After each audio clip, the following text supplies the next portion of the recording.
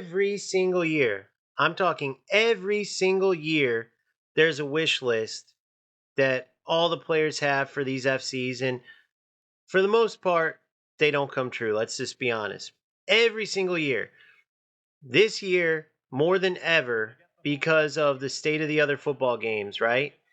I hope that UFC comes out with something, and not only the state of the other football games, but because of what they went through this year, releasing such a terrible, FC25 initially had that terrible review, and then they were able to uh, fix it with their patch, right? That huge patch, it was unprecedented. But the thing is, they're not going to have that chance again.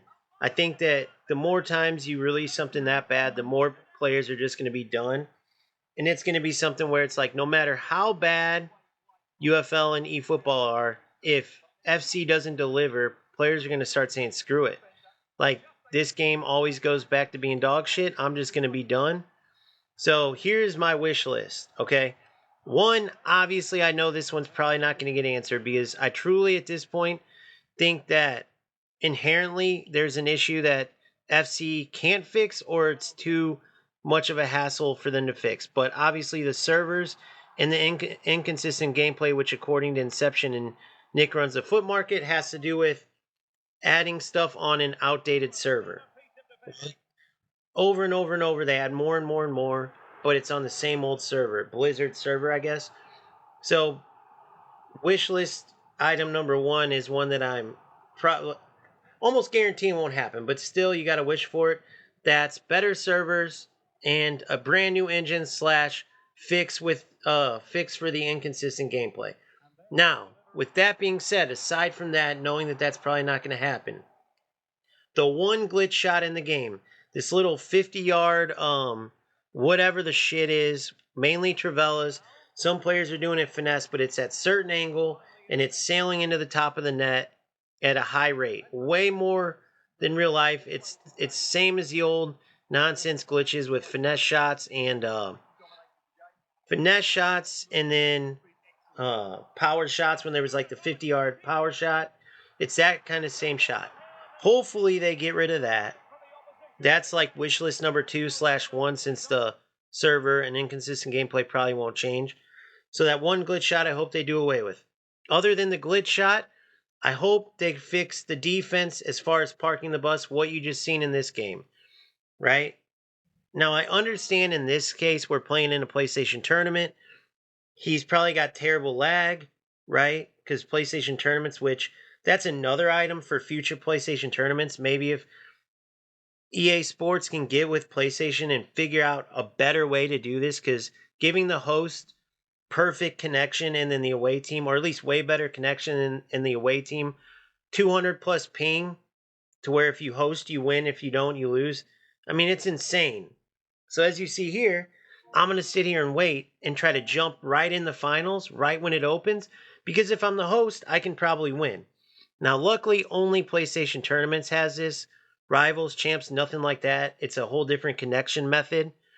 But the laggy gameplay and all that still is a problem. Either way, though, parking the bus, generally speaking, is a nonsense situation that's always plaguing FC, and they finally started to do away with it, going in a direction where players couldn't just park the bus anymore, and it made the game a lot better. Obviously, defending's hard, but it is so much more rewarding when you properly defend, when you don't rush in, when you properly guess the angle, the direction the attacker's going, or take the exact angle you needed to run the player off the ball or to intercept a pass. Even if you're giving up a lot more goals, even if the scores are more arcade, at least there's a skill gap with proper defending, and it's not just clustered up AI players that are essentially, you're running into because there's nowhere to go, like you kind of saw in that pass game. So spacing slash AI defense, they need to totally keep going in the opposite direction of that. That just leads to more and more glitchy nonsense that ruins the game. That's where players stop trying to break down defenses and start going for these glitch shots. Now, you have rats that will do it even with an open lane to dribble through. They'll go for a glitch shot because they're rats. Rats will be rats. I'm talking about players who want to play football. Keep pushing away in the opposite direction of the AI defense / clustered up, messed up space defense, right? That has to go. And as long as that goes, and you can open up the attack, which in order to do that, you need to either nerf 4-2-1-3 or remove it entirely like you did the 5-back. If they don't, you're going to see everybody using 4-2-1-3 because it's just that much more powerful in the attack with a strong defense. There's no sacrifice. Like, for instance, if you play 3-5-2, you have a strong attack, but you're sacrificing in the defense, you're going to be weaker. 4-2-1-3 is as strong as it can get, as strong as any formation in the defensive side, and more strong than any other attack on the attacking side, right? So when you have that, no one's going to choose another formation when they want to compete and win. The only way you're going to see other varieties is if they want to try to offer something different, they're bored or whatever the case is. So they have to get rid of the 4-2-1-3. Now, I'm not talking about pro players either, because I know these pro players, they put everything on like balanced settings and they can manually control their players like crazy. Listen, that's the 1% of 1% of players. The vast majority of players can't use these other setups and do what they do. Therefore, what you're going to see if they keep it this way is everybody using 4-2-1-3. So either do what you did with 5-back a few years ago and totally remove it, or you have to come up with a new passing system. Why do I say that? Because the dangerous attack in 4-2-1-3 is made as dangerous as it is because of how easy it is to ping through balls into the seams where you have 4 attackers running at all times in 4-2-1-3. You play it on counter or even balance and manually trigger your players. Either way, and then you play whichever, a high line, low line, it doesn't matter. Your team's lined up, 4 backs, 2 CDMs. You can even have a deep line playmaker or even 2 holding, it doesn't matter. The cam and then the 3 attackers, right? Inside forwards and then the advanced striker. Then whether you have a playmaker or a shadow striker in the cam position, you have 4 players always in dangerous spots, always working in the seams, and it makes it to where no one else is going to choose another setup since it's so powerful. Get rid of it or change your passing to make it that much harder to play through balls. If players can use the 4-2-1-3 and especially play those easy through balls in the seams, just ground through balls typically, sometimes in the air, but mainly on the ground. If it's that easy, you're never going to get away from this 4-2-1-3 meta, and everybody's going to get sick of the game early on. Nobody just wants to see 4-2-1-3, for themselves, for their opponents, over and over and over and over. So those are my biggest wish list items. Now, obviously, little stuff like finally keep actual track of the player's goals and assists in the different modes, right? Not talking about just you keep track of the player's goals and assists, and then once they leave the team, all their record of being on your team is gone. If you trade them away, like a Rooney away and get a new version, all of his goals and assists from the previous version are gone. They need to get more in depth, similar to like eFootball doesn't get real in depth with stats, but they're just more in depth overall with details. FC needs to get more in depth with the details because it adds to the mode. Away from the menu grind, which, as fun as it is, it can overwhelm some people, and away from the pitch, right? Part of what draws like players to this Ultimate Team mode is that sense of building their team, and anything that EA Sports can do to make it feel more team oriented, keeping track of the stats, knowing which players are your star players, right? Keeping track of how many shutouts you get with the keeper, with the 4 backs that were in the team. You can even keep track of tackles per game. Whatever it is, they can add these stats. It's not that hard to do, but you better believe while not every player will appreciate it, a vast majority will. And these kind of things, just little details add up. So there's a ton, like I said, of little details like that. But how about even the kits? The kits. Yes, you have the licenses. We get it. You even have some of your own made up kits for when you don't have the licenses. You do a way better job than like eFootball whose customization looks like it's from the 90s. But why not add in what you have in clubs? Players will love that without a doubt. I get why they don't, because they love adding in the store so they can make money. So again, it's just a small thing they probably wouldn't do. But think if they had a kit customizer like they do in clubs.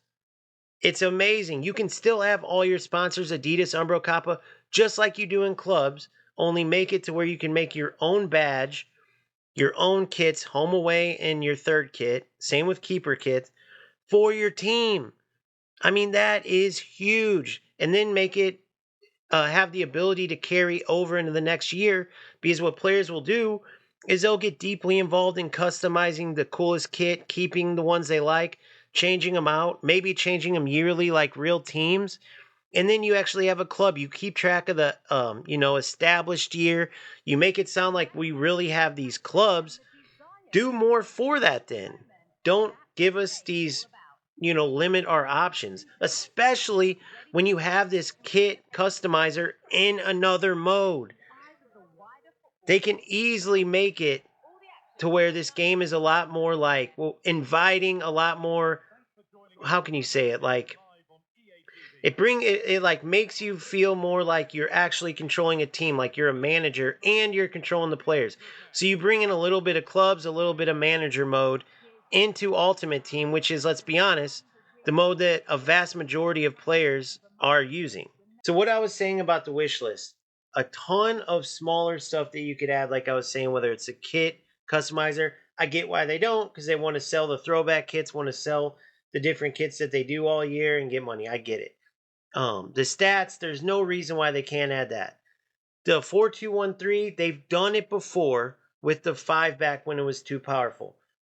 They absolutely need to get rid of it if they want players to use 4213 wide, 4213 narrow, 442, 4222. I mean, now more than ever, you would have several options. Maybe even the 41212 narrow, 4312. Like, nobody's going to use all these.